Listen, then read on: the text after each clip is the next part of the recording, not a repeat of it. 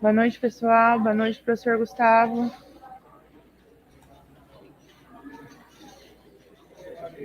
Boa noite. Guardar alguns segundos aí, o pessoal ir entrando.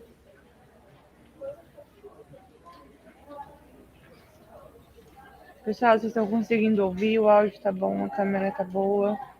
Tudo certo?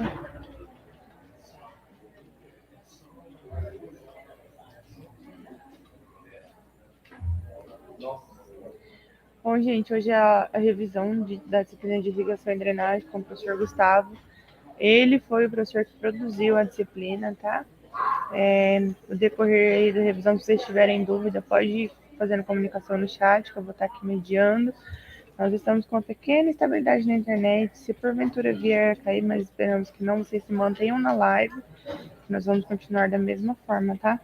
Em relação a dúvidas, as dúvidas mais específicas, demandas de dúvidas maiores, eu vou estar disponibilizando o meu e-mail aqui e o professor Gustavo se dispôs a responder as perguntas antes da prova de vocês e eu vou estar enviando um arquivo no grupo do Telegram de vocês, tá bom? Professor Gustavo, fica à vontade, qualquer coisa é só me chamar, tá? Beleza, muito obrigado. Boa noite a todos que estão participando. Então, na nossa conversa hoje, vamos discutir alguns temas relacionados à irrigação e drenagem, que vocês viram no decorrer da disciplina. Nessa revisão, vamos utilizar uma abordagem um pouco diferente. Então, vamos começar caracterizando a irrigação e a drenagem, e depois, num passo a passo, primeiro sobre irrigação, no final sobre a drenagem, nos seguintes pontos. Em relação à irrigação, quando, quanto e como realizar a irrigação. Então, para iniciar, o que a irrigação e a drenagem têm em comum? Ambas são práticas utilizadas na agricultura para melhorar a eficiência agrícola, seja a irrigação pela reposição, fornecimento de água quando ela não está disponível em condições naturais. Essa disponibilidade não está relacionada somente a uma região que não chove com uma intensidade desejada, mas sim para garantir que evita-se períodos de estresse, seja períodos curtos ou períodos elevados. Porque, por mais que no balanço hídrico uma região apresente um excedente hídrico para o mês, muitas vezes ocorre em um determinado período, ocorre uma grande intensidade de chuvas, de reposição hídrica de forma natural, porém, isso não é bem distribuído ao longo do tempo, o que pode gerar períodos de estresse temporários. E na drenagem que é um pouquinho diferente. Na irrigação eu estou fornecendo água, na drenagem o objetivo é retirar essa água. Essa retirada pode ser feita quando a água tem algumas origens naturais, como áreas de banhado, ou mesmo com solos cujas características dificultam a drenagem natural. Então, solos agrícolas que têm baixa drenagem natural, que se necessita essa intervenção para melhorar a eficiência, garantindo assim a produtividade e permitindo elevar também a produtividade dessas áreas. Então, para iniciar, uma imagem que eu gosto de analisar ela e trazer para discussão é essa sobre o ciclo da água em si. A água está disponível no ambiente, no planeta Terra, no estado líquido, sólido e gasoso. A quantidade que se tem não varia, porque o planeta está em sistema fechado. E grande parte da água disponível não é acessível, ela não é potável ou não é acessível fisicamente. Porque ou está em mar, oceanos, ou nas geleiras polares. Então, se analisar essas figuras, nós temos as características da entrada da água no sistema de produção agropecuária. Naturalmente, essa água pode entrar principalmente por chuva. Essa água também pode ocorrer por ascensão capilar, que não é comum no solo, ou pela irrigação, quando ocorre uma intervenção. E as saídas são várias. As principais são a evapotranspiração e a drenagem profunda. Então, a água utilizada na irrigação, ela pode estar disponível em rios, fontes subterrâneas, seja poços artesianos ou semi-artesianos, e reservatórios, como lagoas naturais ou reservatórios construídos, artificiais. E qual que é o sentido?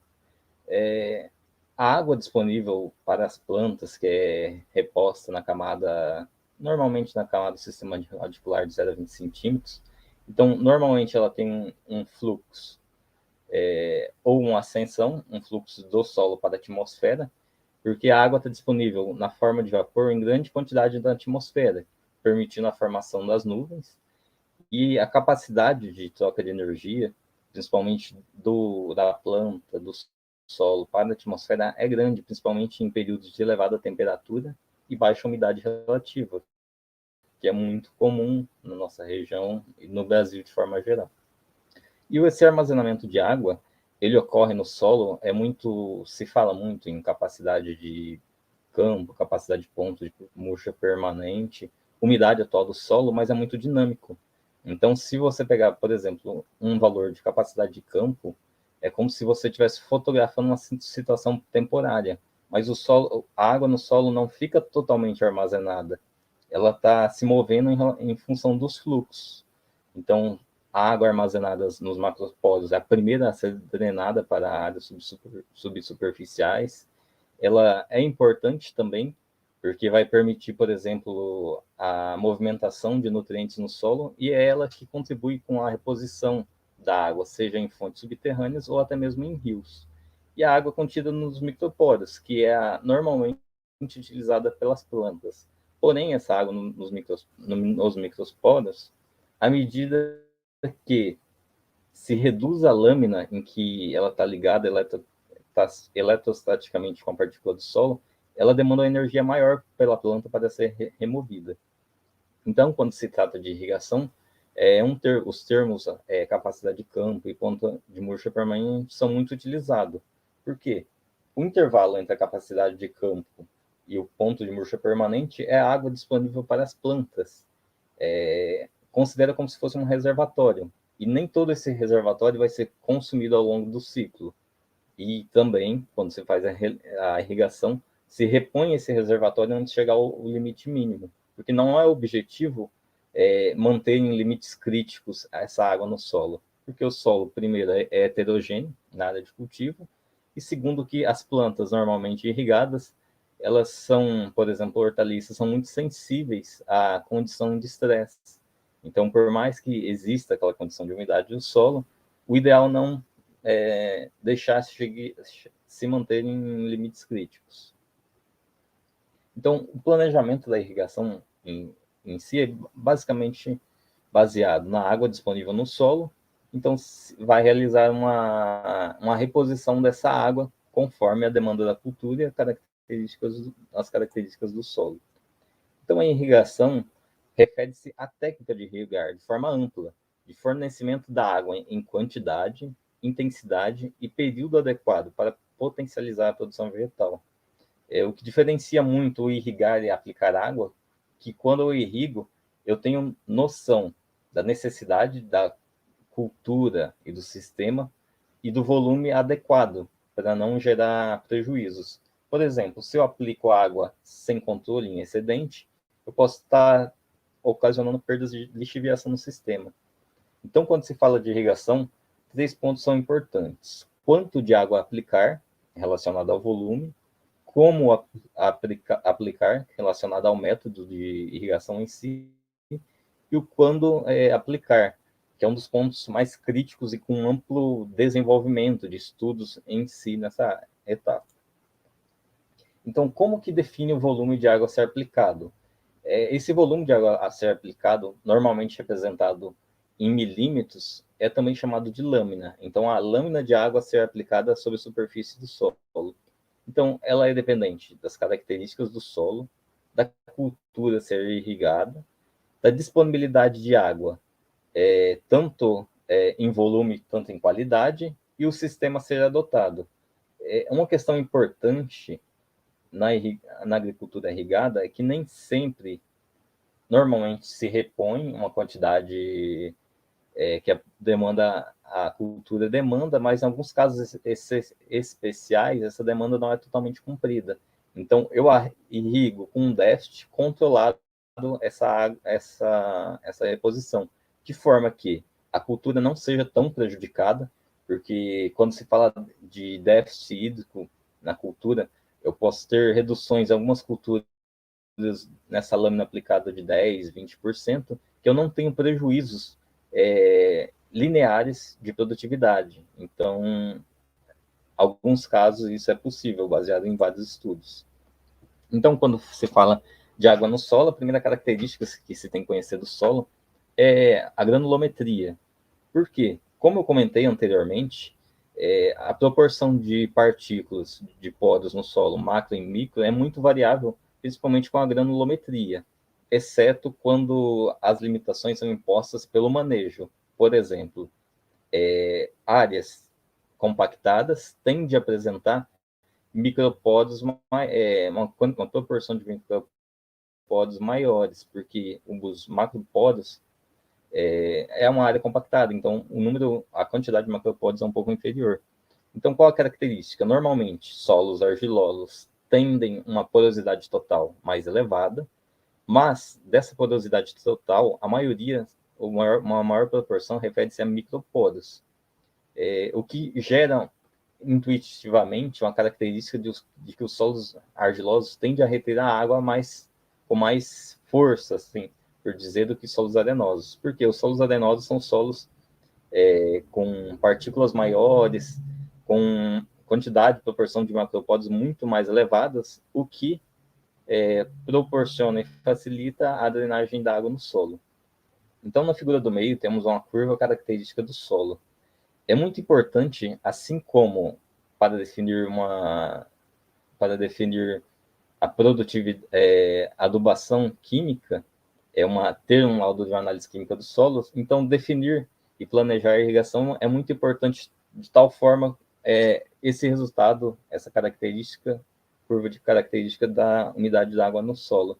Por quê? Para definir qual que é a zona da água disponível entre a capacidade de campo e o ponto de murcha permanente. Todo o volume de água acima da capacidade de campo é uma água que vai ser facilmente drenada, que em algumas ocasiões a drenagem não ocorre de forma profunda, mas até escoamento. Enquanto que a água, o solo com umidade abaixo do ponto de murcha permanente, é um volume morto de água. Por quê? Essas partículas de água estão ligadas às partículas de solo de uma força tão elevada que a planta não é capaz de extrair dessa água. Então, a planta morre, mas não consegue utilizar esse volume morto residual. E outro ponto importante de conhecimento é em relação ao bulbo úmido, que está mais ligado ao se definir, se manejar no dia a dia a irrigação, e também relacionada essa divisão de macropódios. Então, na figura da direita, nós temos a formação de bulbos úmidos características de solo argiloso, solo franco e solo arenoso. Então, vocês percebam que o solo argiloso, por apresentar uma maior formação de micropódios, ele tende a formar um bulbo úmido na horizontal. Essa flecha preta de ponta cabeça indica a deposição de água. Essa característica de bulbo úmido é muito mais comum de ser observada quando se faz irrigação por gotejamento, uma vez que a irrigação convencional, irrigação com pivô, a água aplicada de forma uniforme, ou o mais possível do uniforme em área total. Então, isso é muito comum de visualizar quando se faz a irrigação por gotejamento. Seguindo. Então, como já foi discutido, a taxa de irrigação ou a lâmina se aplicada é muito variável com a evapotranspiração, que podemos considerar como se fosse a demanda da cultura. Por quê? A evapotranspiração é o somatório da transpiração, então a água da evaporação, a água que está no solo, que é evaporada para a atmosfera, e da transpiração, que é a água que estava no solo, por diferença de energia, não mediada pela planta em si, mas mediada pelo ambiente. Então, a atmosfera, o ar ambiente vai gerar uma pressão negativa tão forte que vai extrair a água da planta. Então, a planta não pode nos canais não podem ter uma descontinuidade. Então, ocorre um efeito de cascata em que a planta vai absorver a água. Mas, diferentemente do que se pensa, a raiz da planta não atua como uma bomba de recalque de água, mas como um canal desse recalque. Então, a evapotranspiração da cultura ela é muito variável em função principalmente das condições climáticas no local, mas também com o ciclo da cultura e as características das culturas. Porque algumas culturas, por exemplo, C4, tende a apresentar uma eficiência de assimilação de carbono em relação ao volume de água extraído muito melhor que plantas C3. E quando se trata de plantas CAN, isso é muito mais elevado ainda. Então, com a quantidade de água, eu consigo assimilar uma quantidade de carbono muito maior. A água demandada, há uma diferença dessa água demandada da água disponível. Por quê? A evapotranspiração ocorre dia após dia. E quando se trata de cultivo sequeiro, a precipitação não ocorre dia após dia, exceto em alguns casos especiais, para quem mora do Paraná está vivenciando vários dias de chuva. Mas se para uma série histórica isso não é comum.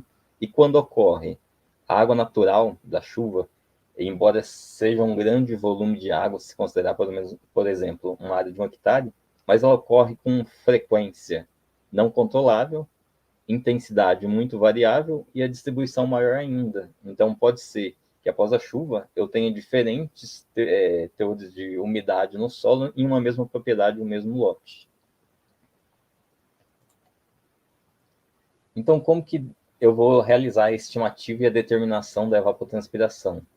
Existem métodos simples e métodos mais complexos.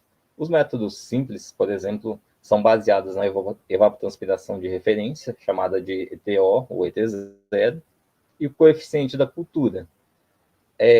A ET0 está relacionada às condições climáticas. Então, é baseada na demanda de água de uma cultura de referência, que no caso é a grama, sendo esse valor corrigido pelo coeficiente da cultura. E o coeficiente da cultura, como eu mencionei anteriormente, ele é muito variável com a taxa de desenvolvimento. Então, após a emergência, a cultura tende a ter uma demanda mais baixa de água.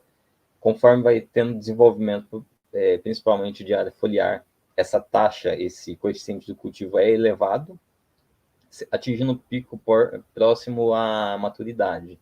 Em grandes culturas após a frutificação, que é o período crítico para a cultura. E após maturação, ocorre um decréscimo do coeficiente de cultivo, porque ela tende a passar por um processo de senescência. E essa ETO, então, é baseado com características do ambiente, enquanto o coeficiente da cultura é em relação ao estádio de desenvolvimento da cultura e esse desenvolvimento, essa demanda. Então, como que pode ser determinada essa ETO, a evapotranspiração de referência? Pode ser feito por alguns métodos simples, como o tanque classe A, que vocês devem ter visto o funcionamento na aula de agroclimatologia, ou mesmo obtenção de dados de estações meteorológicas. Há também, quando se fala de estações meteorológicas a nível nacional, por institutos como o INEMET, a disponibilização desses dados de forma gratuita e diária nos sites específicos. Por que essa forma é mais simples? Eu vou medir diretamente esse volume e eu consigo ter dados locais, por exemplo, um tanque classe A. É um investimento relativamente baixo, vou ter dados específicos da minha região, do meu local de cultivo principalmente, e que não demanda muito conhecimento. Porém, no caso do tanque classe A, esses dados são diários. Quando se fala de estações meteorológicas, eu não preciso nem calcular esses dados, utilizar equações para chegar nesse valor da ET0. Por quê? As estações em si, os arquivos gerados já apresentam esse valor de calculado, e eu consigo esses valores com intervalos muito variáveis. Então, se eu posso ter uma análise desses dados a cada 15 minutos. Então, o volume de dados gerados é muito maior. E isso é interessante, principalmente quando se fala de agricultura inteligente, Big Data, irrigação de precisão, que nós vamos comentar mais adiante. Outra forma de estimar a evapotranspiração da cultura é baseada em lisímetros. Os lisímetros nada mais é que a determinação do volume real para aquela condição. Então, normalmente são feitos com materiais de PVC como caixa d'água, inseridos no sistema de produção para que, na área de cultivo mesmo, é implantada a cultura, o solo inserido e a cultura implantada tem que ter mesma característica de desenvolvimento do restante da cultura, e é determinado com o lisímetro de pesagem a diferença de peso da água evapotranspirada. Por quê? Eu tenho um controle da água que entra pela superfície do solo e o controle da água que sai, porque os lisímetros são fechados embaixo. Então, a única forma de drenagem é pela evapotranspiração. Eu tenho valores precisos dessa condição. Outro lisímetro também bastante utilizado, principalmente na pesquisa, é o lisímetro de lençol freático de nível constante, onde que, através desses lisímetros, eu tenho uma condição de água excelente, a vai ser a mais próxima possível. Entretanto, como eu mencionei, é muito mais utilizado em pesquisa por ser mais preciso, só que requer conhecimento pelo funcionamento e como que eu vou utilizar esses dados, intervalos. Normalmente, esses dados também devem ser utilizados com um período no máximo de 24 horas. E sendo definido quanto aplicar, agora vamos a outra questão. Como aplicar essa lâmina de água no sistema? Então, aqui eu inseri algumas imagens de exemplo. Essa água pode ser aplicada na irrigação por meio de irrigação por inundação, muito comum na cultura do arroz. Utilização de sulcos, onde ocorre uma inundação parcial no tempo da área de cultivo. Aspersão convencional ou outros sistemas de aspersão, como sistemas de autopropelido móveis. Essa irrigação por aspersão pode também ser fixa ou móvel. Os pivôs centrais, que de certa forma são parecidos com o sistema de aspersão, porém o emissor trabalha invertido e é empregado uma tecnologia absurda nesses equipamentos. E os sistemas de irrigação localizada, que é o gotejamento e a microaspersão. Agora vamos comentar algumas características de cada um. Primeiro, o sistema de irrigação por inundação. Como é feito? A área de cultivo é separada como se fossem taludes feitos, inserida essa água fornecida através de canais específicos, e a lâmina de água fica contínua na superfície do solo no tempo. É muito utilizado na cultura do arroz, e é muito específica essa utilização, porque as plantas normalmente necessitam que o solo apresente aeração para o desenvolvimento. Então, plantas que é possível se utilizar a irrigação por inundação normalmente têm variações morfológicas que permitem essa respiração, não pelas raízes, mas por órgãos diferenciados. Normalmente, essa irrigação, por mais que pareça interessante, porque se eu tenho uma cultura específica que atua nessa área, então as outras culturas, como plantas daninhas, tendem a não desenvolver, é fato. Quando desenvolvem, são específicas, como no caso do arroz, aparece o arroz vermelho. Porém, imaginem a condição do que eu tenho uma lâmina de água disponível em contato com a atmosfera. E a atmosfera vamos citar, o componente que maior caracteriza o movimento da água pela diferença de potencial. Então, essa água está facilmente disponível para ser evaporada para a superfície do solo. São áreas muito elevadas. Então, isso caracteriza o sistema de irrigação como de baixa eficiência, porque é demandado um volume muito grande de água para esse sistema de irrigação em relação a outros sistemas e requer não só pela cultura, mas características do solo muito específicas. Por exemplo, o solo não pode apresentar boa drenagem. Normalmente é implantado em sistemas em áreas já próximo, áreas um pouco alagadas, que tendem a apresentar alagamento natural, com baixas taxas de drenagem, para que não exista, não necessita a possibilidade de reposição contínua nessa água. Outro sistema de irrigação, com inundação, nesse caso temporal, é a irrigação por suco. É parecido com o sistema de irrigação por inundação, porque através de canais, seja mesmo pela superfície do solo ou tubulações, essa água é fornecida na entrelinha das culturas e é fornecida na superfície do solo. A diferença na irrigação por inundação é que é temporal, então eu tenho fornecimento por um período de tempo, depois só vai ser fornecido novamente conforme necessidade da cultura, porém gera alguns transtornos, principalmente se vocês analisarem a figura da direita com a cultura do milho. Você está fornecendo água uma espécie de criando uma enxurrada artificial, e isso gera muita movimentação de partículas, principalmente no início dos canais, que pode ocasionar carreamento das partículas do solo.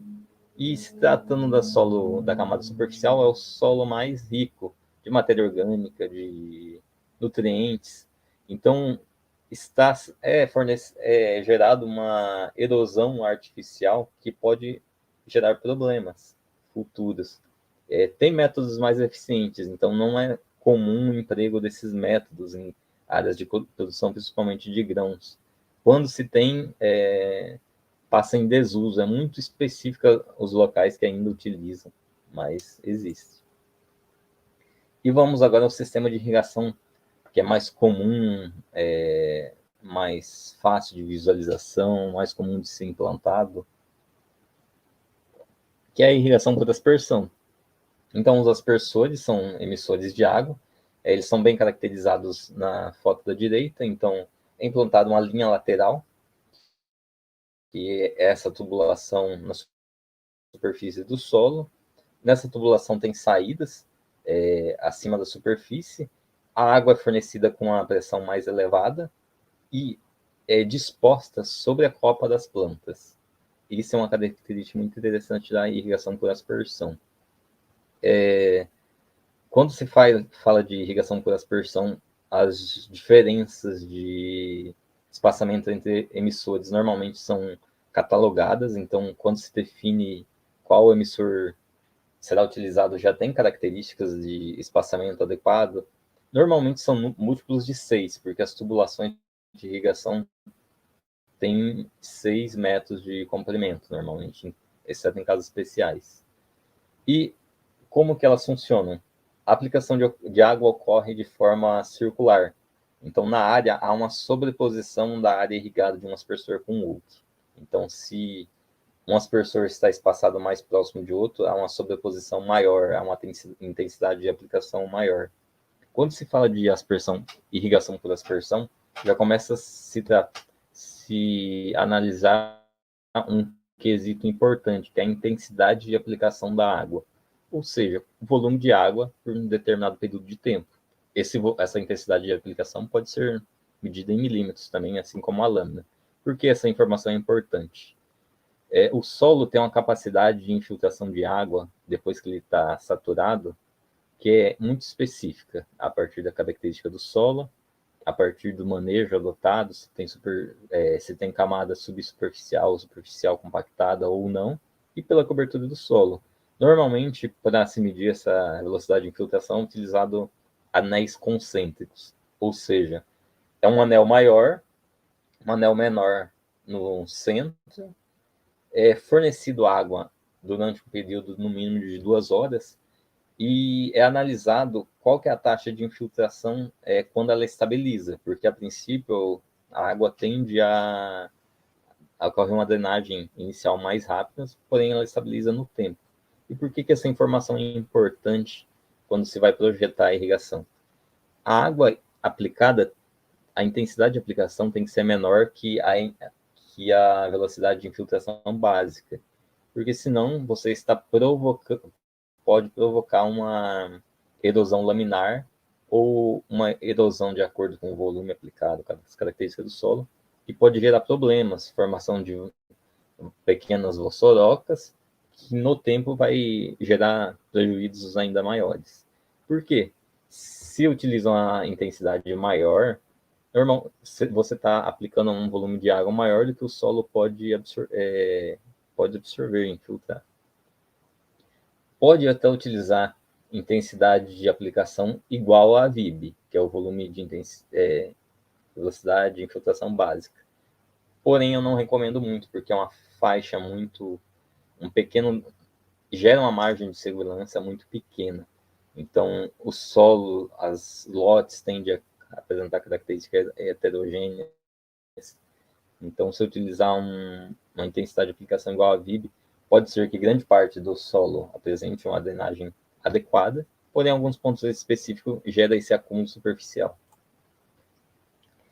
E na irrigação por aspersão, se tem alguns outros sistemas parecidos com o sistema de irrigação, porém que são específicos.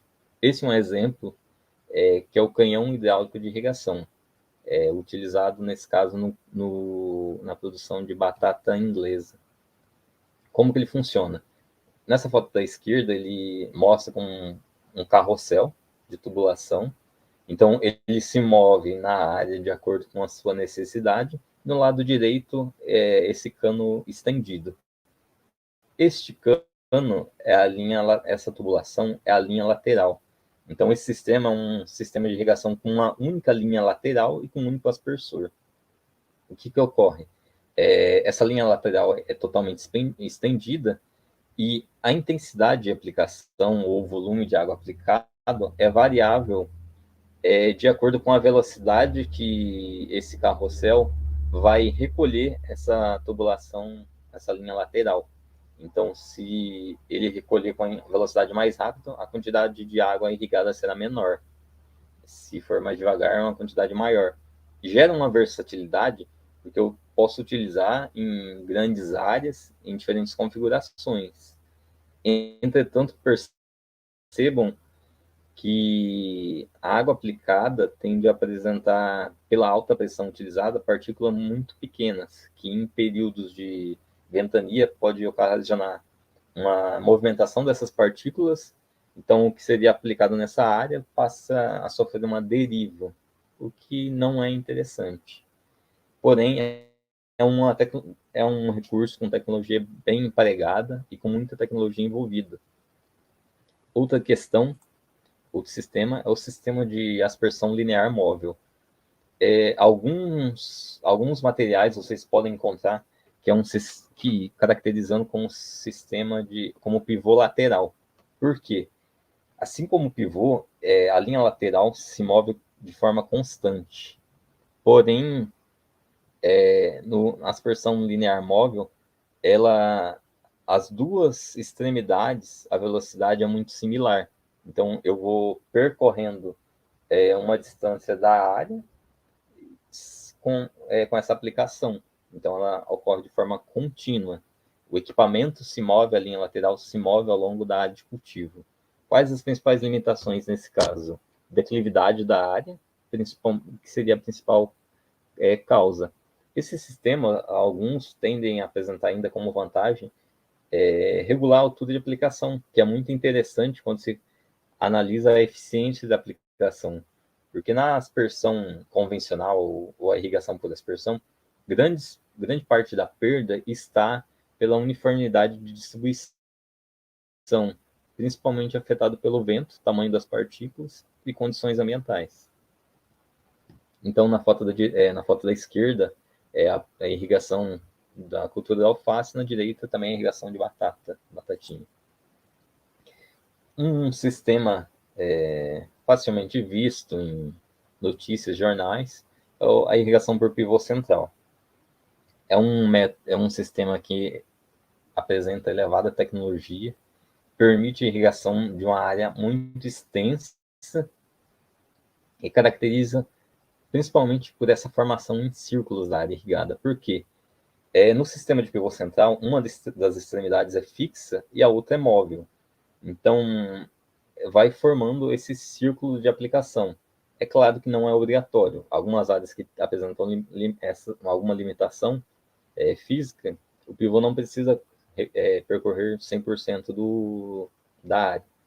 No sistema de irrigação com pivô central, vocês podem notar que os componentes do sistema são de alumínio ou aço. Por quê?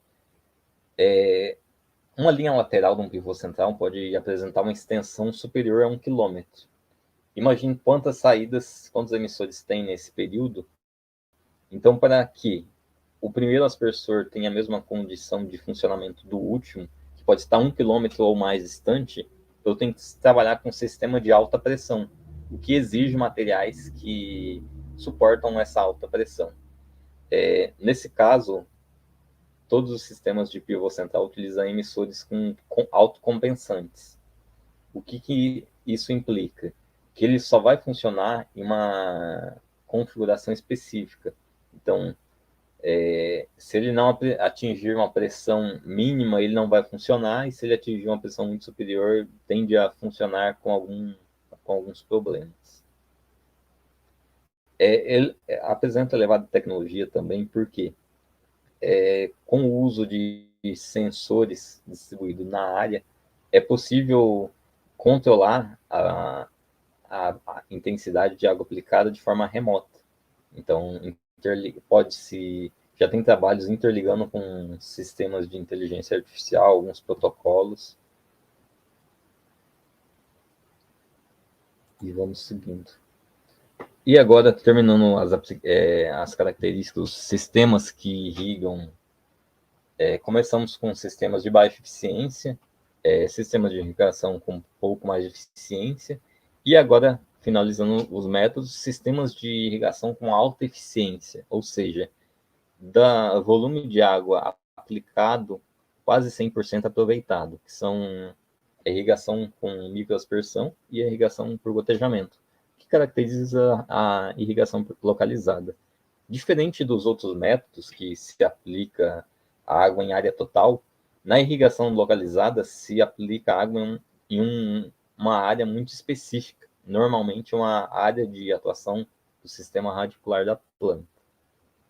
O primeiro a ser discutido, apresentado, é a microaspersão. Como vocês podem ver, é semelhante ao sistema de aspersão, porém muito próximo ao solo e não atinge a copa das plantas, que é interessante porque fungos, doenças tendem a ser favorecidos em condições de umidade relativa alta e temperatura elevada. E isso já não é tão influente. É utilizado principalmente em frutíferas, algumas hortaliças. São sistemas que demandam do sistema de motobomba baixa pressão, de funcionamento, baixa altura manométrica, porém a vazão também é inferior. E o outro sistema de irrigação é o sistema de irrigação por gotejamento. Então, como o próprio nome diz, a água é gotejada, a aplicação é feita de forma gotejada para a planta. Esse sistema de irrigação por gotejamento, essas linhas laterais, essas linhas de distribuição, essas mangueiras, elas podem apresentar emissores de dois tipos: embutidos, como é o caso nas fotos, e gotejadores que você implanta eles vêm separados. Qual que é a diferença? Principalmente, eu prefiro, no ponto de vista pessoal, os que são embutidos. Por quê? Evita-se algum dano que você vai gerar ao inserir o gotejador no sistema em si. Perfurar uma mangueira sem querer, fazer uma perfuração errada. Entretanto, quando se trata de emissores embutidos, caso ocorra o entupimento de alguns, então você não consegue segmentar essa área, tirar ou substituir esse emissor, sem substituir toda a mangueira. Toda mangueira. É utilizado principalmente em hortaliças, mas tem bastante pesquisas e algumas propriedades rurais já estão implantando no cultivo de plantas anuais, principalmente de forma subterrânea. Os efeitos das condições ambientais são mínimos, a água aplicada diretamente na superfície do solo, assim como a microaspersão, demanda bombas com potência menor e a vazão também é menor. E como é comentado, o sistema de gotejamento vem sendo utilizado agora também para irrigação subterrânea de culturas anuais. Já vinha sendo há alguns anos utilizado na cultura da cana e agora passa a ser utilizado também em culturas anuais como milho, soja e algodão. Qual que é a vantagem? Está principalmente nessa necessidade de sistema com bombas de menor potência e relacionada principalmente à perda, porque eu estou aplicando diretamente na área radicular da planta. Então, as perdas que vão ocorrer serão mínimas, quando vão ocorrer serão de drenagem profunda. Essas são as principais vantagens. Permite empregar fertirrigação nessas áreas, o que gera uma eficiência de utilização de fertilizantes muito elevada e não gera algum benefício quanto à irrigação, esse sistema, se fosse utilizado na superfície. Porque quando está na superfície do solo, impediria o trânsito de máquinas, o que não impede, nesse caso, por manejos, aplicação, quando ocorre de fungicidas, agrotóxicos, inseticidas, movimentação de tratores em si. Porém, como desvantagens, por ser enterrado, caso haja falhas em alguns, é mais complicado de fazer a manutenção desses emissores.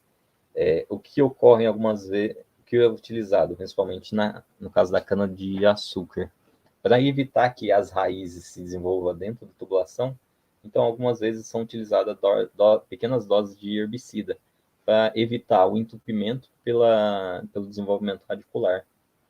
Trabalhos de pesquisa, principalmente, eu não ainda vi de forma comercial, já estão utilizando um sistema de irrigação que permite fornecimento de ar. Por quê?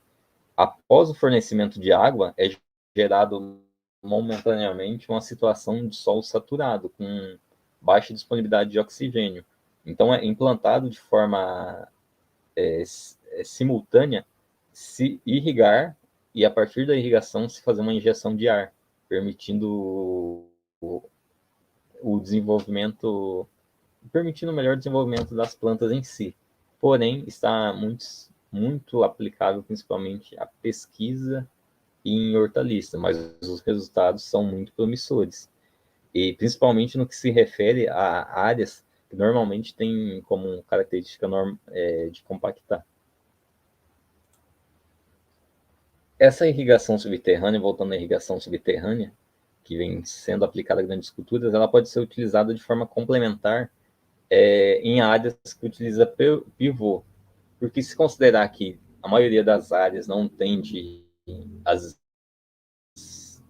a delimitação das fronteiras de forma circular, a irrigação por gotejamento subterrâneo tende a suprir essas áreas, como na imagem. Então, eu tenho uma área de atuação de 2 pivôs centrais, e essa área que sobra, não, ao invés de fazer um cultivo sequeiro, se utiliza a irrigação por gotejamento. Como vantagem principal da irrigação subterrânea, da irrigação localizada, pela alta eficiência, está relacionado ao uso da fertirrigação, mas ela pode ser feita também no caso de aspersão convencional. Não é comum se realizar fertirrigação em áreas de inundação,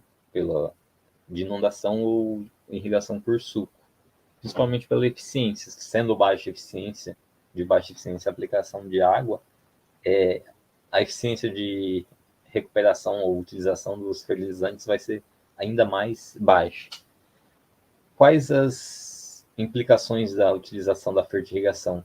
Primeiramente, as vantagens estão relacionadas ao fornecimento ao longo do ciclo de desenvolvimento da planta. Então, ao invés de fazer uma adubação de base e uma de cobertura, eu posso parcelar essa aplicação. Vai evitar em alguns nutrientes que ocorra a lixiviação principalmente elementos móveis como nitrogênio e potássio. Então, vai estar disponível em taxas adequadas para o período de desenvolvimento da cultura. Estando na água de irrigação, a maioria dos nutrientes absorvidos pela planta ocorre por fluxo de massa.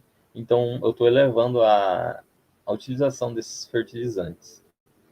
Entretanto, quando se utiliza, se adota a fertirrigação, alguns cuidados são necessários, principalmente ao produto utilizado, tanto em compatibilidade de misturas, quanto à própria diluição, a capacidade de solução desse produto em um volume de água, e também ao sistema em si.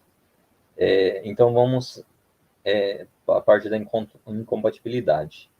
Nessa figura na direita, demonstrada algumas situações que ocorrem incompatibilidade da utilização simultânea dos produtos. É o caso, por exemplo, da utilização de nitrato de cálcio e sulfato de amônio. Não, nitrato de sulfato de amônio mesmo. O que gera essa incompatibilidade? Vai reduzir, um dos produtos não vai apresentar uma dissolução adequada, vai gerar a formação de componentes físicos, precipitação de alguns componentes, e dessa forma também a quantidade que se deseja aplicar não vai ocorrer. Principalmente na formação de alguns compostos sólidos, pode gerar um entupimento dos emissores em si, dependendo da quantidade.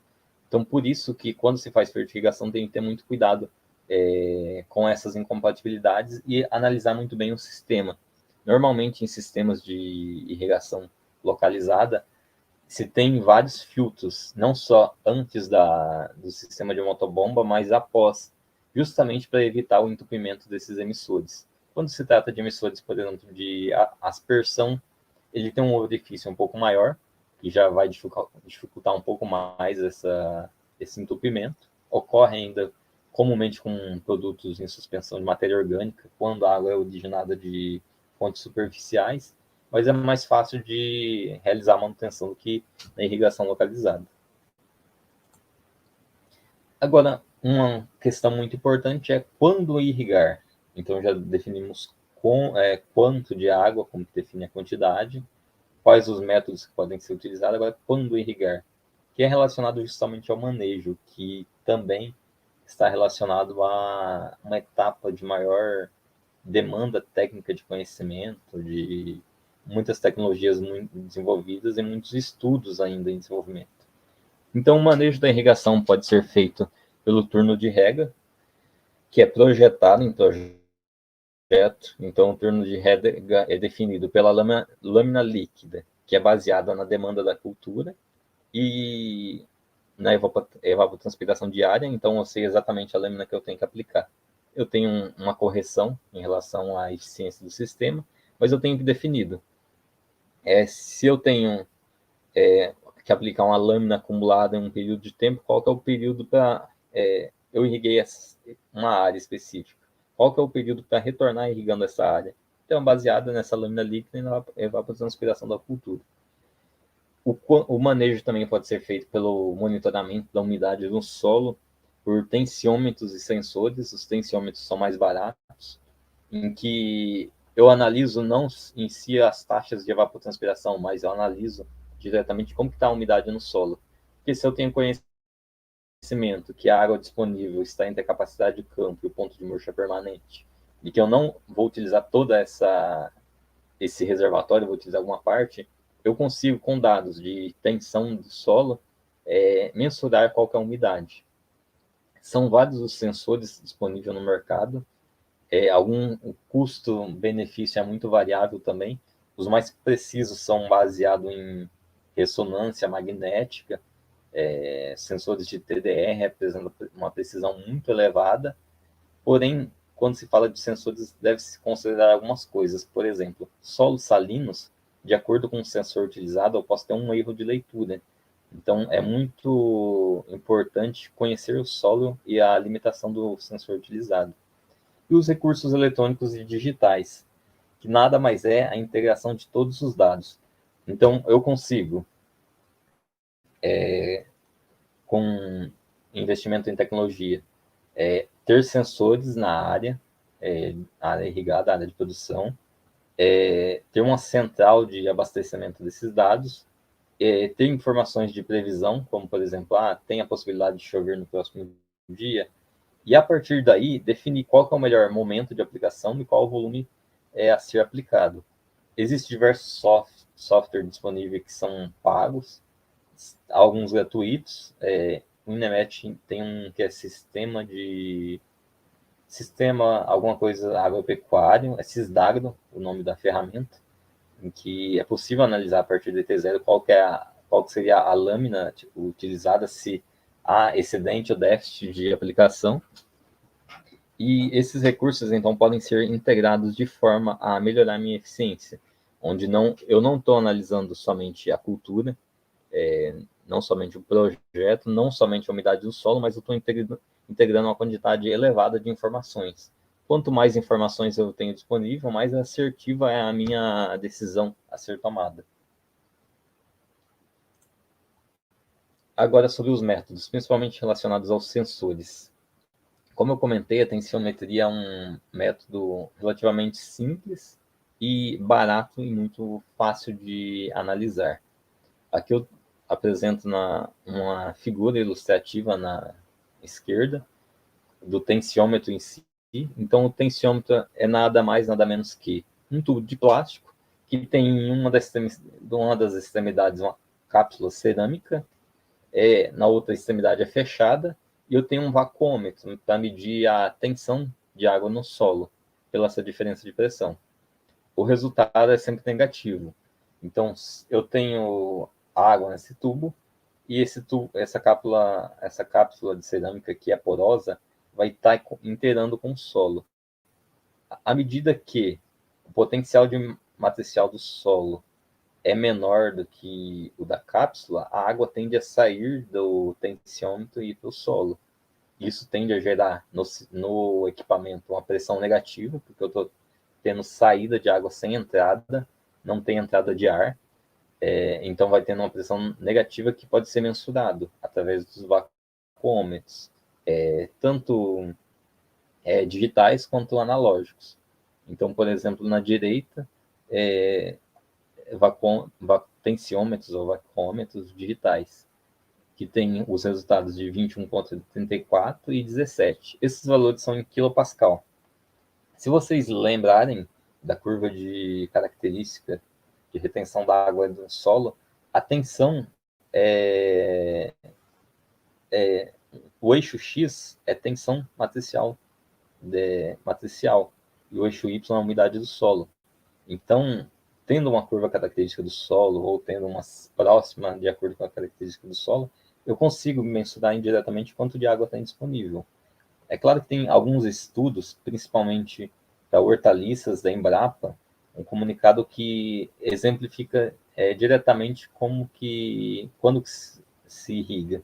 Então, um exemplo claro de utilização, com um tensiômetro eu consigo estimar como está a umidade no solo. Mas no caso da foto da direita, eu utilizei 2. Por quê? Eu queria analisar a zona de desenvolvimento radicular. Então, uma parte mais próxima à superfície e uma parte mais próxima à subsuperfície. Qual é essa informação que eu tenho? Eu consigo manejar a irrigação somente com esses dados de tensiometria, porque à medida que a tensão da água no solo tende a zero, o solo está se tornando saturado de água. Então, eu consigo monitorar para que a água irrigada não seja perdida por drenagem profunda. Então, eu consigo controlar através do tensiômetro mais profundo no solo, mantendo a tensão que normalmente as culturas folhosas, cultura de hortaliças, tem que ser a próxima a 30 kPa. Um problema do tensiômetro é a limitação a faixa em si de atuação, porque ele funciona de 0 até 70 kPa. Os medidores em si, eles vão até 99, porém, o que acontece? como a cápsula é porosa, à medida que passa de 70 kPa, ocorre um rompimento parcial da cápsula. Então, esse dado gerado não é tão confiável, uma perda muito rápida da água na tubulação. E depois de comprado, à medida que vai saindo água, a reposição da água pelo orifício superior, a simples retirada dessa tampa com borracha.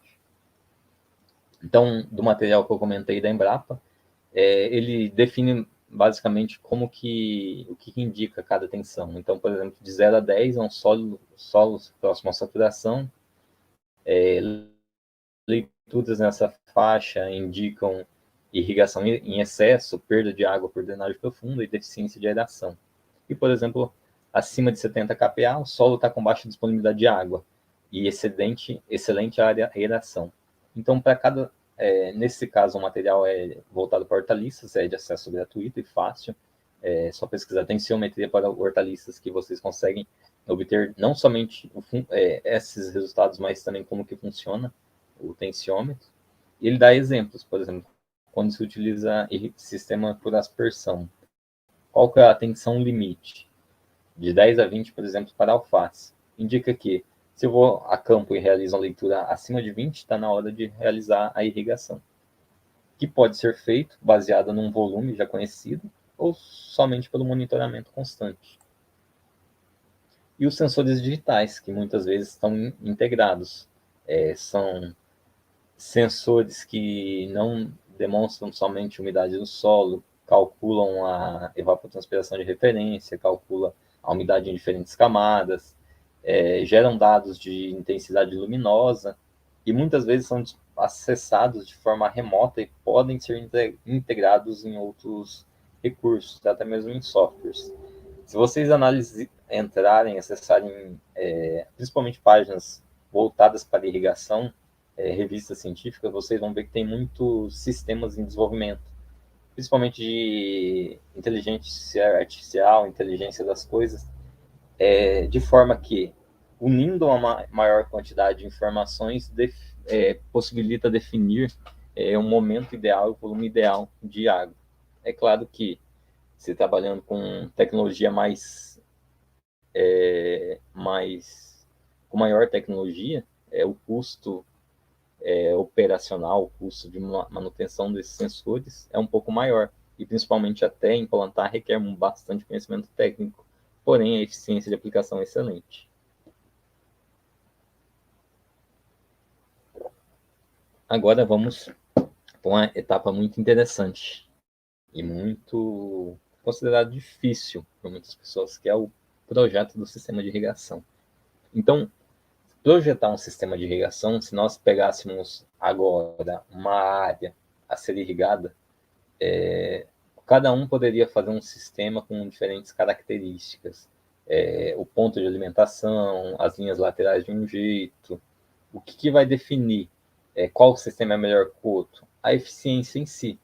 Então, o menor custo de investimento nem sempre é o resultado perfeito e melhor, mas a eficiência de todos os componentes. Então, o que tem que ser analisado no dimensionamento do sistema de irrigação?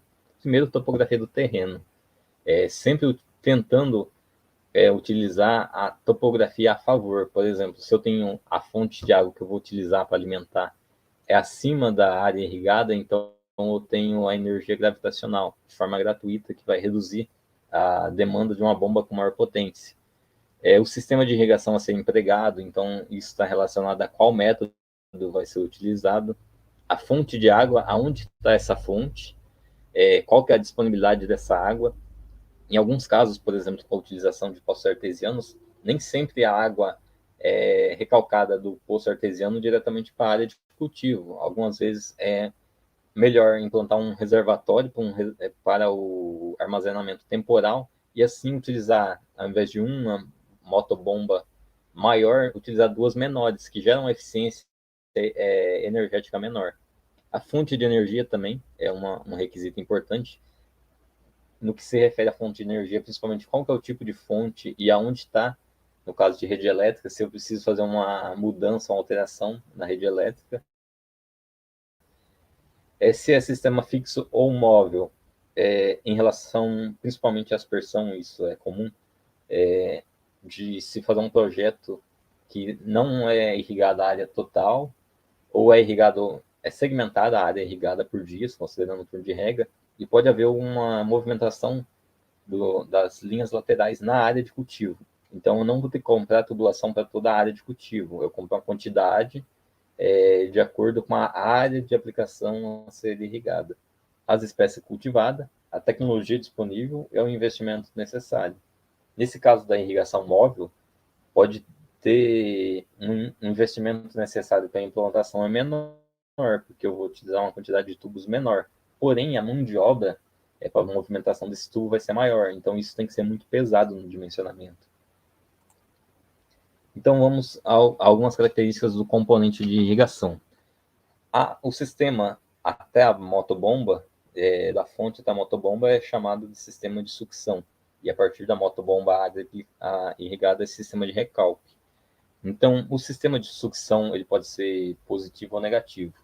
A bomba eu posso demandar a energia da bomba para succionar essa área quando ela está em uma posição geográfica um ponto mais abaixo da motobomba, ou eu posso utilizar uma declividade de terreno, uma fonte mais alta, que a gravidade será a favor. Então, vai influenciar na característica da bomba ser dimensionada.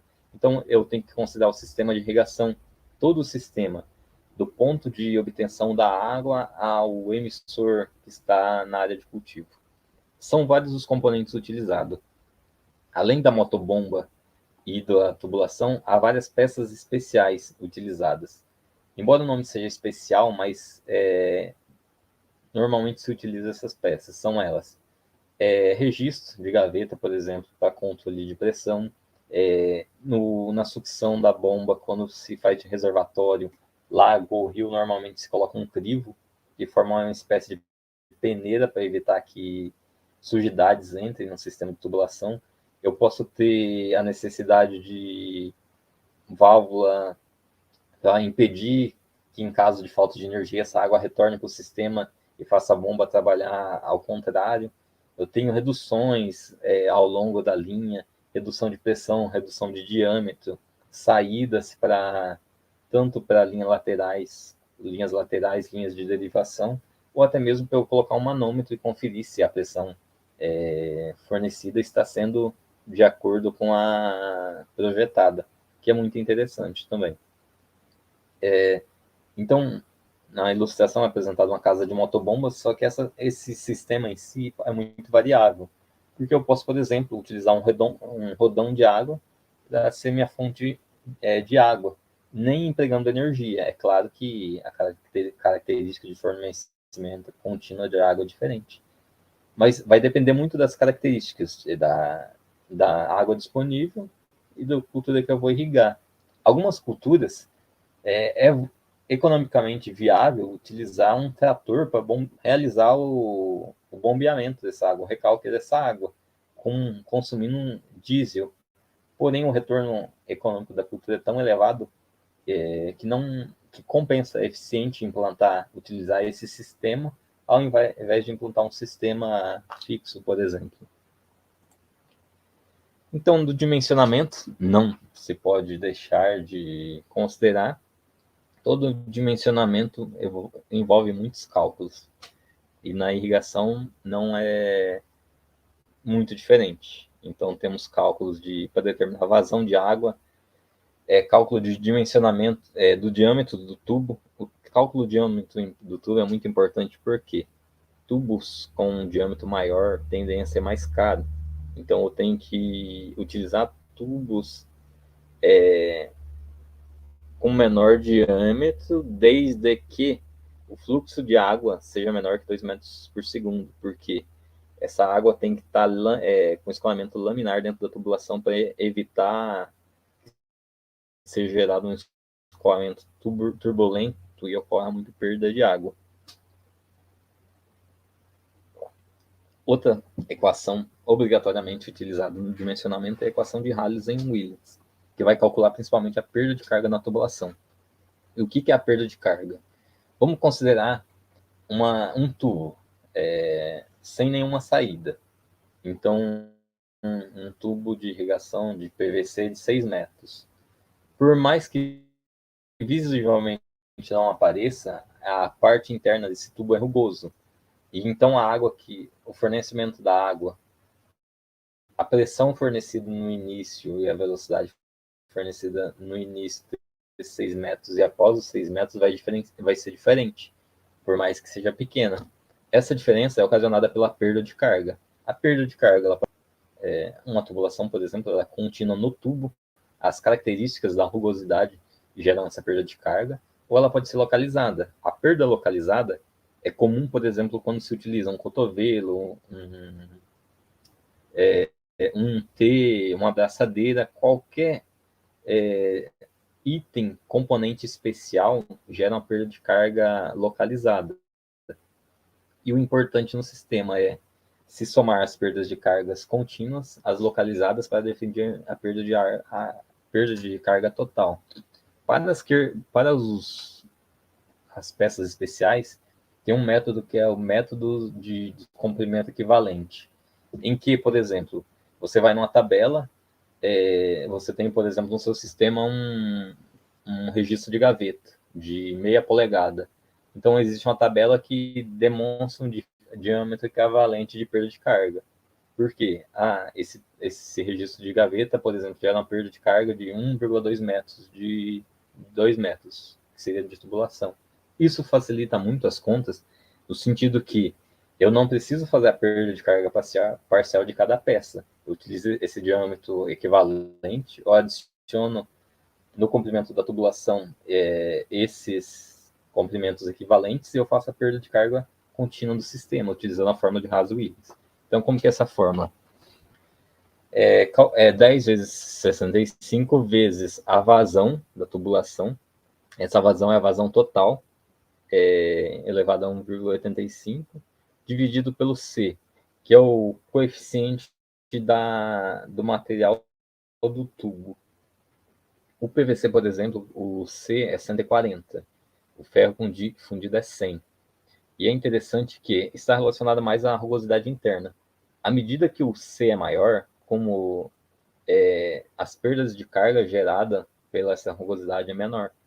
Então é mais interessante. É claro que em algumas ocasiões não é possível, por mais que o PVC é muito comum utilizar, a indústria está trabalhando para disponibilizar tubulações que resistam a pressões maiores, por exemplo, mas alguns casos de fluxo, movimento de água e com temperatura elevada, outros produtos, tem que se utilizar materiais que têm uma rugosidade maior.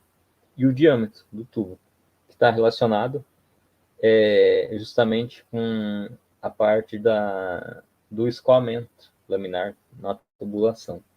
É claro que isso vai definir a perda de carga. Então, essa perda de carga é importante porque na seleção de bombas eu considero a altura manométrica, baseada na perda de carga, e a vazão necessária para definir a eficiência da bomba.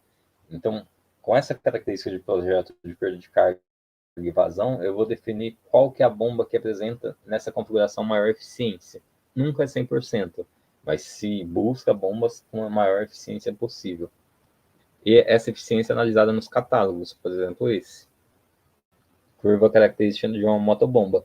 Então, a vazão no eixo X, a altura manométrica no eixo Y.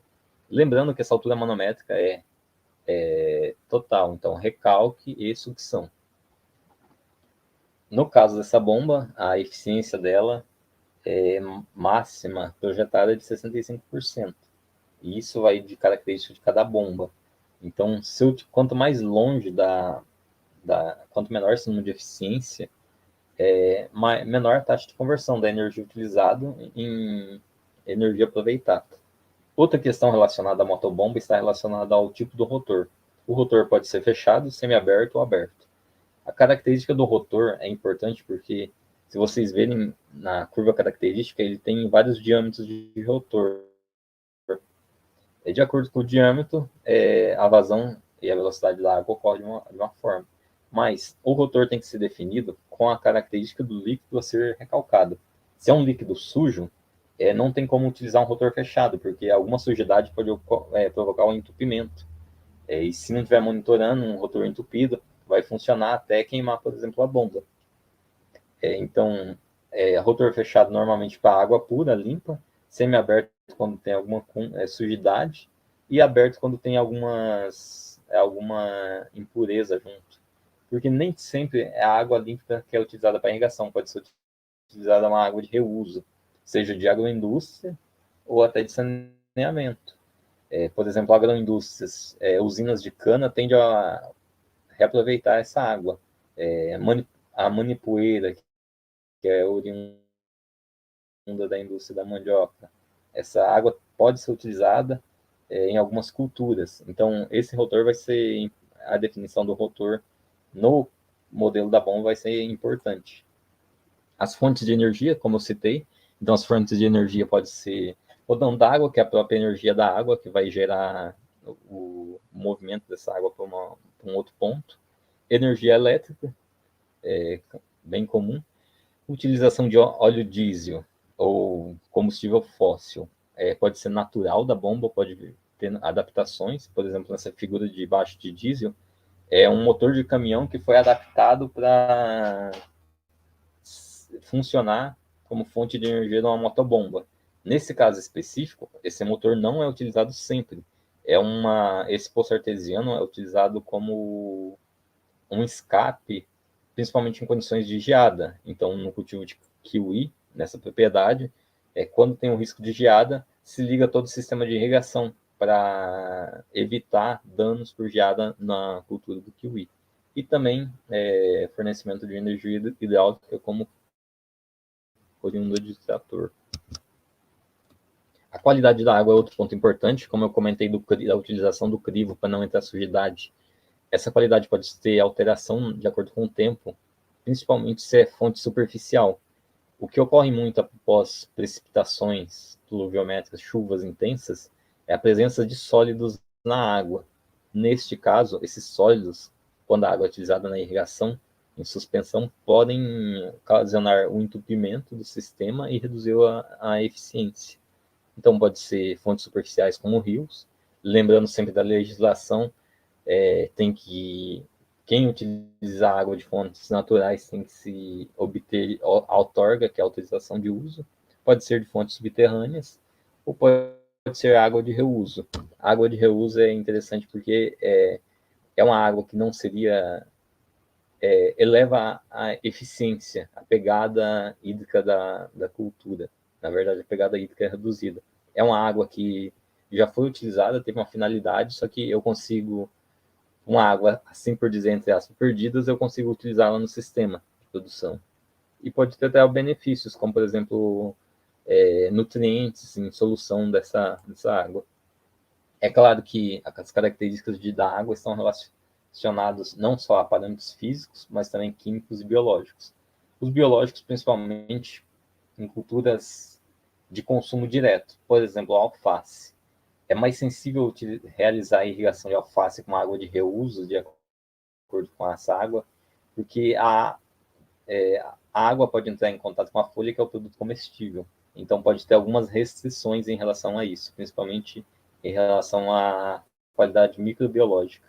A qualidade física está relacionada ao funcionamento do sistema e a química, não só o funcionamento do sistema, mas quando se utiliza a fertirrigação pode gerar alguma incompatibilidade, pode gerar algum prejuízo. Se a água é salina, não é interessante utilizar essa água utilizar somente dessa água, mas em algumas ocasiões não é possível utilizar outra. Então, essas questões são importantes, principalmente para que o sistema de irrigação apresente alta durabilidade. E agora, para finalizar essa aula de revisão, vamos para a parte da drenagem. Que, como eu já comentei, a drenagem é quase que oposto à irrigação. Na drenagem, eu estou retirando a água excedente da área agricultável.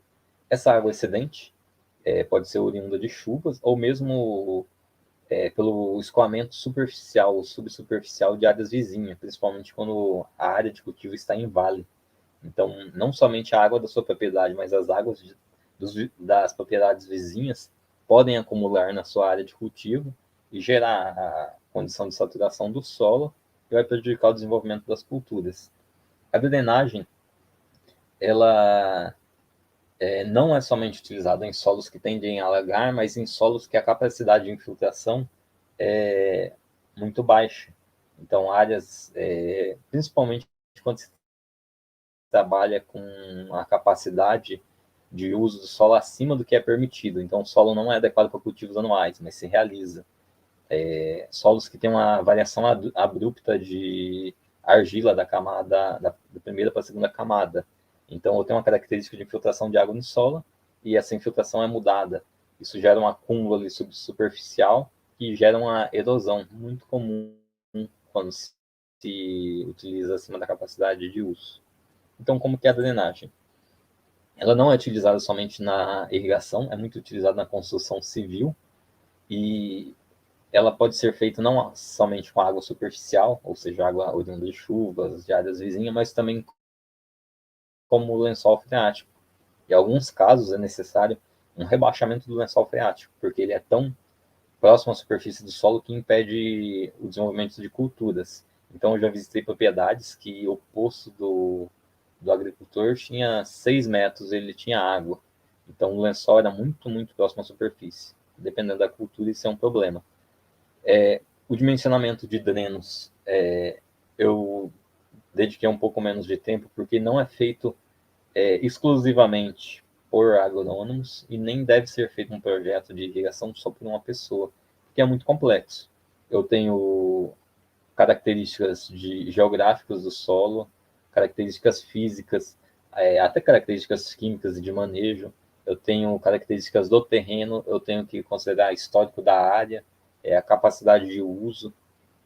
Então, são uma série de fatores que projetos com elevado porte necessitam de uma equipe multidisciplinar para analisar diferentes características. Porque se eu estou dimensionando, eu como agrônomo vou dar mais atenção a algumas características e podem passar algumas outras características despercebidas. Por exemplo, inclusão de engenharia ambiental para analisar o impacto ambiental desses drenos.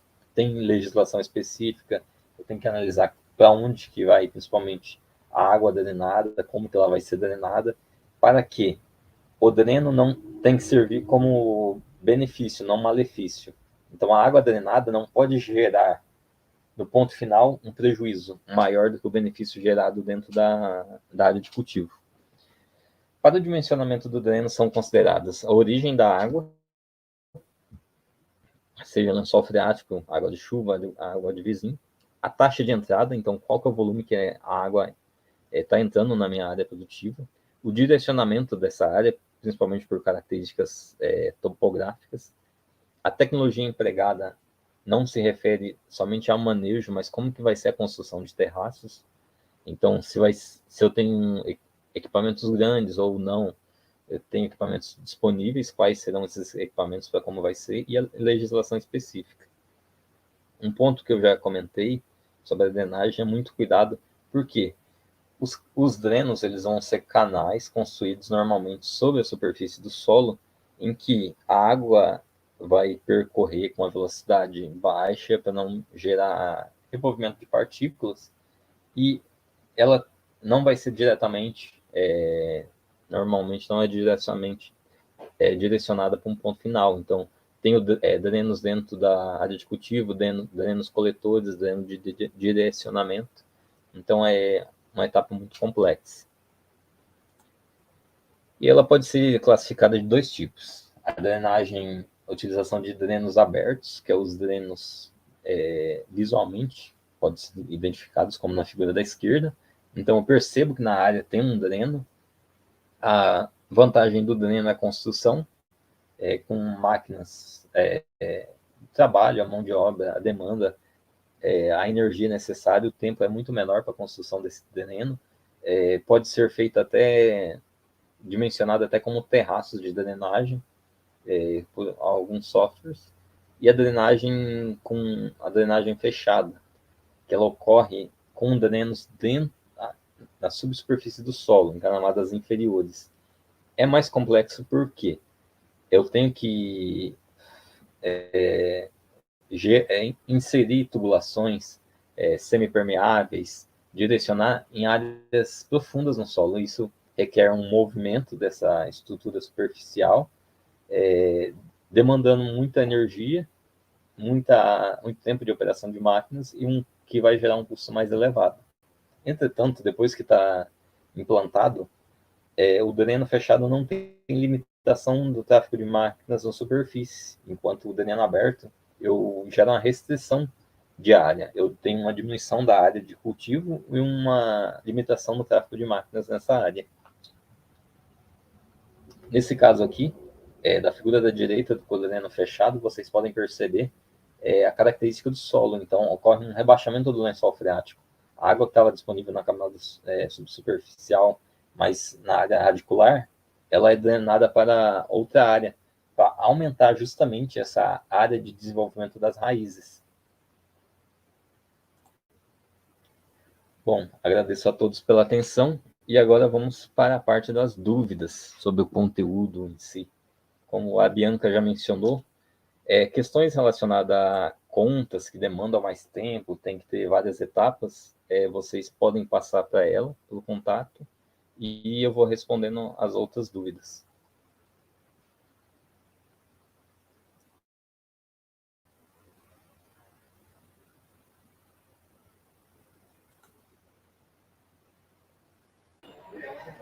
Oi, professor, boa noite. Desculpa, tive um probleminha aqui na câmera.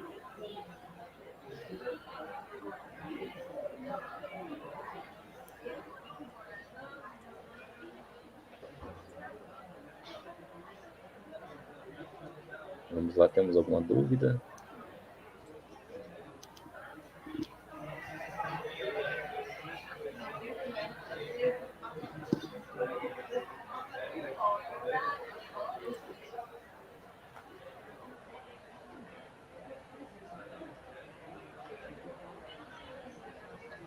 Qual sistema de irrigação é mais utilizado, tirando a irrigação por inundação e suco, mais econômico? Vai depender da cultura e a da região. Normalmente, o sistema de aspersão se caracteriza como um sistema convencional de irrigação, porque é mais fácil de ser implantado, mais fácil de adquirir produtos. Em qualquer loja de irrigação eu consigo adquirir esses emissores, é de fácil instalação, é visível quando ocorre danos, é de fácil manutenção.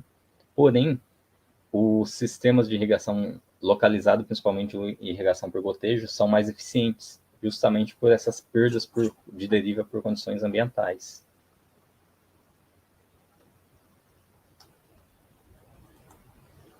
Se for classificar, por exemplo, então, a eficiência, isso é classificação teórica, menos eficiente, inundação, daí tendendo para o mais eficiente, irrigação por suco, irrigação por aspersão e as N formas de aspersão convencional. O pivô central é mais eficiente que a aspersão convencional, porque eu consigo manejar a altura do emissor, deixar próximo à superfície, então ele é mais eficiente que a irrigação convencional e, sem dúvidas, a eficiência da localizada. O gotejamento é até mais eficiente do que a irrigação por microaspersão, mas, sem dúvidas, se for possível, o sistema de irrigação subterrânea, porque as perdas são quase inexistentes em função de condições ambientais. Quando existem, elas são por um excesso de irrigação que causa drenagem profunda. Então, muito próximo a 95%.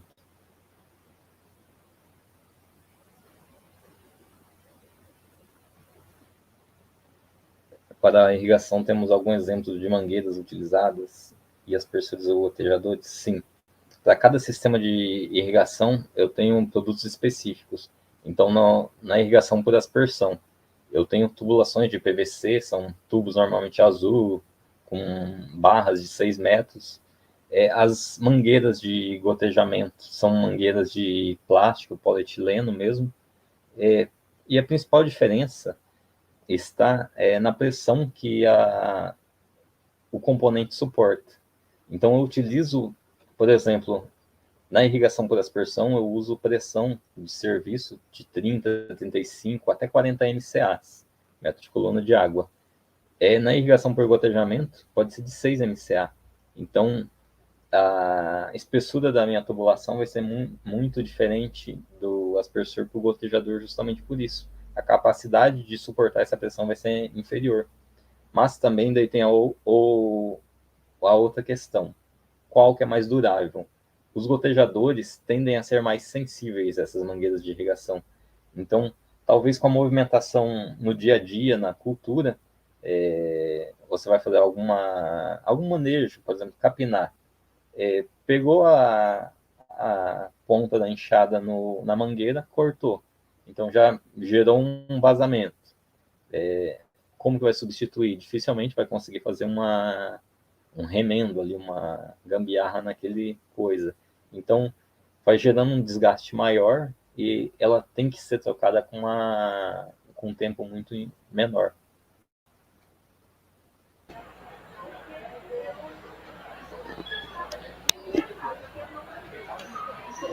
Bom, professor Gustavo, eu acredito que seja isso mesmo. As dúvidas maiores aí que o pessoal tiver, eles podem me encaminhar por e-mail, eu te encaminho, né? Eu repasso para você como combinado e eu retorno as respostas a eles.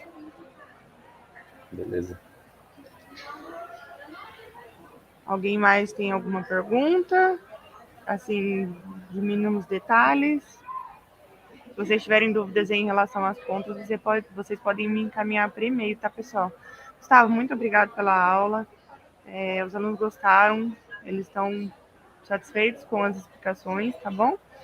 Deixa aqui meu muito obrigado por você ter se disponibilizado a fazer essa revisão para nós. Eu que agradeço esse espaço, o convite, e espero que tenha sido satisfatório e tenha gerado algum retorno de conhecimento para os alunos. Então tá bom. Obrigado, viu, professor? Pessoal, boa noite. Por hoje é isso. Meu e-mail disponibilizei ali no chat acima. Vocês precisando, entrem em contato e enviem as dúvidas que eu passo para o professor. Professor Gustavo, boa noite. Boa noite, pessoal.